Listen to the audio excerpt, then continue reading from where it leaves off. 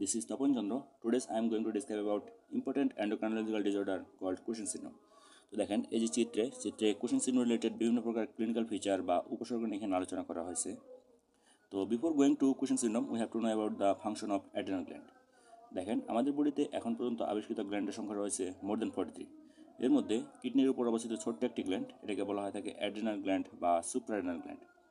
তো এই যে বিভিন্ন ধরনের গ্ল্যান্ড, এই গ্ল্যান্ডগুলো থেকে আসলে বিভিন্ন ধরনের ইম্পর্টেন্ট কিছু হরমোন রিলিজ হয়, যেগুলো আমাদের নর্মাল ফিজিওলজিক্যাল মেকানিজমগুলোকে মেনটেন করার জন্য প্রয়োজন হয়ে পড়ে থাকে। তো এই যে অ্যাড্রিনাল গ্ল্যান্ড, এই অ্যাড্রিনাল গ্ল্যান্ড থেকেও সেরকম ইম্পর্টেন্ট কিছু হরমোন আসে। এর মধ্যে অন্যতম রয়েছে glucocorticoid like cortisol.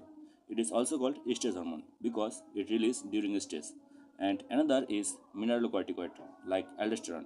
It regulate to maintain minerals in the body, that's why it is called mineralocorticoid. এটা আমাদের বডিতে সোডিয়াম অ্যান্ড ওয়াটার রিটেনশন করায় অ্যান্ড হাইড্রোজেন অ্যান্ড পটাশিয়ামকে এক্সিট করায়, that's why it is called mineralocorticoid. And another is catecholamine. Catecholamine like epinephrine, norepinephrine, এই হরমোনগুলো আমাদের বডিতে ডিউরিং ইমার্জেন্সি সিচুয়েশনে রিলিজ হয়ে থাকে। তো আমাদের এই যে বিভিন্ন ধরনের stress, emergency situation and blood pressure maintain, এই যে বিভিন্ন প্রকার কাজকর্মগুলো, এগুলো আসলে আমাদের এই অ্যাড্রিনাল গ্ল্যান্ড থেকে নিঃসৃত হওয়া হরমোনের মাধ্যমে হয়ে থাকে। তো এই হরমোনগুলো যতক্ষণ পর্যন্ত আমাদের বডিতে একটা নির্দিষ্ট ব্যালেন্সে থাকে ততক্ষণ পর্যন্ত আমাদের সাথে তেমন কোনো প্রবলেম হয় না, এবং এগুলো আমাদের বডিকে মেনটেন করার জন্য সাহায্য করে। But when it increase or decrease, that various types of problem arises. তো দেখেন এই যে আমাদের অ্যাড্রিনাল গ্ল্যান্ড, আজকে আমরা আলোচনা করব হচ্ছে কুশিং সিন্ড্রোম। কুশিং সিন্ড্রোম হচ্ছে এই অ্যাড্রিনাল গ্ল্যান্ড থেকে নিঃসৃত হওয়া গ্লুকোকর্টিকয়েড অথবা কর্টিসল, এটা যদি বডিতে বেড়ে যায়, এটার কারণে যে প্রবলেমগুলো হয়ে থাকে সেগুলোকে আমরা একত্রে বলে থাকি হচ্ছে কুশিং সিন্ড্রোম। এর মধ্যে অন্যতম রয়েছে যেমন acne plethora, moon face, peptic ulcer disease, hyperglycaemia, that means diabetes mellitus, menstrual disturbance, osteoporosis, hypertension, central obesity, stride, decrease skin thickness, এই যে বিভিন্ন প্রকার প্রবলেমগুলো হয়ে থাকে, এগুলোকে একত্রে আমরা বলে থাকি হচ্ছে কুশিং সিন্ড্রোম। আর এগুলো হওয়ার অন্যতম কারণ হচ্ছে বডিতে কর্টিসলের লেভেল বেড়ে যাওয়া। তো আমরা যদি এই প্রবলেমগুলো নিয়ে আলোচনা করার আগে জানতে চাই যে আসলে এটা কেন হয়। দেখেন এই যে কুশিং সিন্ড্রোম, এই কুশিং সিন্ড্রোম হওয়ার জন্য আমাদের বডিতে বিভিন্ন প্রকার মেকানিজম রয়েছে। আমাদের অ্যান্ড্রোজেনাস বিভিন্ন কজে এই কুশিং সিন্ড্রোম হতে পারে, বাট ইম্পর্টেন্টলি এটা হওয়ার অন্যতম কারণ হচ্ছে iatrogenic. Iatrogenic means illness due to medical fault, অর্থাৎ আমাদের মেডিকেল কোনো ফল্টের কারণে যে প্রবলেমগুলো হয়ে থাকে সেগুলোকে আমরা বলে থাকি হচ্ছে আর্ট্রোজেনিক কজ। দ্যাট মিনস এটা হতে পারে ডাক্তারের কোনো ফল্টের কারণে, হয়তো ফল্ট কোনো প্রেসক্রিপশন, অথবা রুগী যদি ফল্টিভাবে সে ওষুধ খায় বা সে প্রলং টাইম ওষুধ খায়। স্পেসিফিক্যালি আমাদের এই প্রবলেমটা হওয়ার অন্যতম যে কারণ সেটা হচ্ছে প্রলং ইনটেক অফ স্টেরয়েড।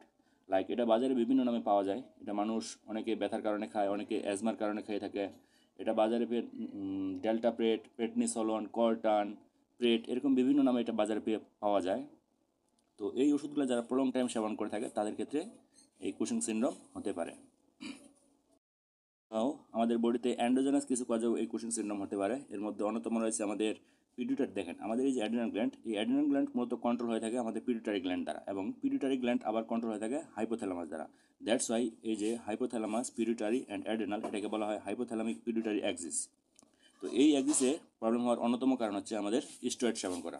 যদি কেউ কোনো এক মানুষ প্রলং টাইম স্টেরয়েড সেবন করে থাকে তাহলে এই অ্যাক্সিসে প্রবলেম হয়, যার কারণে এই বিভিন্ন ধরনের ক্লিনিক্যাল ফিচারগুলো প্রকাশ পেয়ে যায়। তো এর মধ্যে হচ্ছে যেমন pituitary adenoma secreting ACTH, it is called Cushing disease. And another is adrenal adenoma হতে পারে, অ্যাড্রেনাল কার্সিনোমা হতে পারে। এছাড়াও রয়েছে অ্যালকোহল ইনটেক। এইগুলোর কারণেই আসলে এই কুশিং সিন্ড্রোমটা হয়ে থাকে।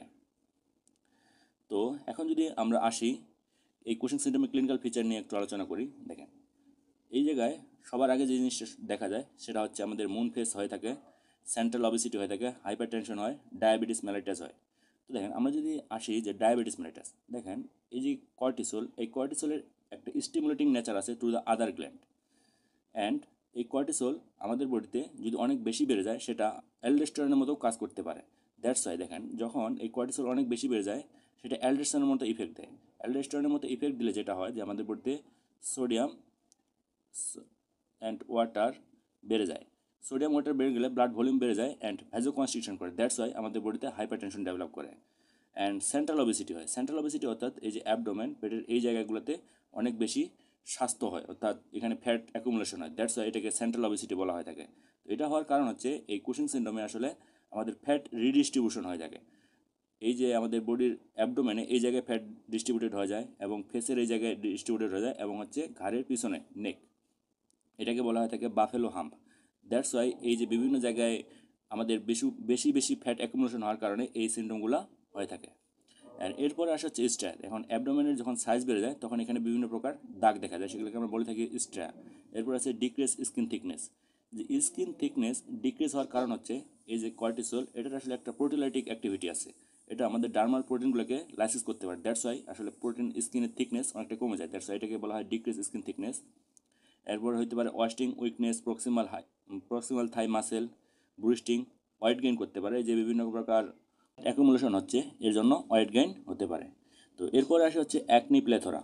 দেখেন অ্যাকনি প্লেথোরা, অ্যাকনি মানে হচ্ছে, দেখেন আমরা আগেই বলে রাখছি যে কর্টিসলের একটা হচ্ছে আদার গ্ল্যান্ডের উপর স্টিমুলেটিং নেচার আছে। তো আমাদের অ্যাকনি হওয়ার যে কারণ সেটা হচ্ছে আমাদের বডির যখন সেবাম প্রোডাকশন বেড়ে যায় তখন আসলে আমাদের অ্যাকনি হয়ে থাকে। তো সেবাম গ্ল্যান্ডকে যখন স্টিমুলেট দেবে দেন হচ্ছে সেবাম প্রোডাকশন বেড়ে যাওয়ার, যার কারণে হচ্ছে অ্যাকনি হবে। অ্যান্ড প্লেথোরা মিনিস হচ্ছে ইনক্রিজ রেডনেস অ্যান্ড সোয়েলিং, অর্থাৎ এই মুখের এই জায়গাগুলোতে লালচে লালচে ভাব হয়ে যাবে এবং সোয়েলিং দেখা দেবে। দ্যাটস ওয়াই এটাকে বলা হয় থেকে প্লেথোরা। এরপর মুন ফেস, যে ফ্যাট রিডিস্ট্রিবিউশন হওয়ার কারণে যেটা প্রবলেম দেখা যায় সেটাকে বলা হয় মুন ফেস। এরপর হচ্ছে পেপটিক আলসার ডিজিজ।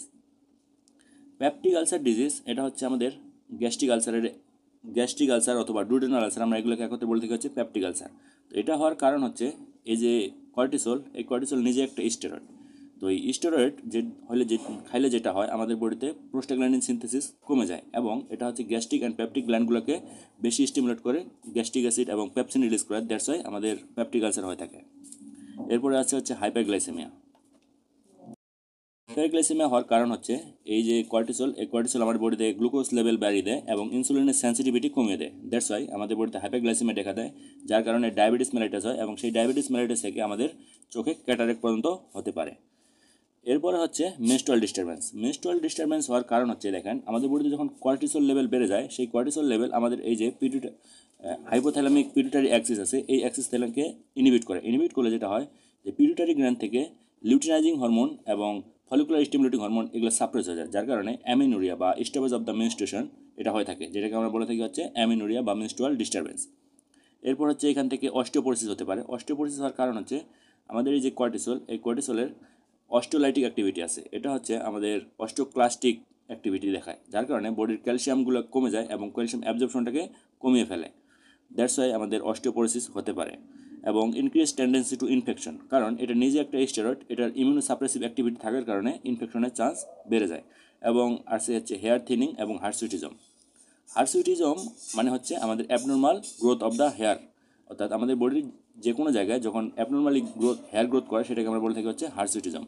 এটা হওয়ার কারণ হচ্ছে এই যে কর্টিসল আমাদের বডির অ্যান্ড্রোজেন লেভেলকে বাড়িয়ে দিলে আমাদের বডিতে নর্মালি যে জায়গাগুলোতে হেয়ার গ্রোথ করে না সেই জায়গাগুলোতেও হেয়ার ডেভেলপ হয়, সেই কন্ডিশনটাকে আমরা বলে থাকি হচ্ছে হার্সুইটিজম।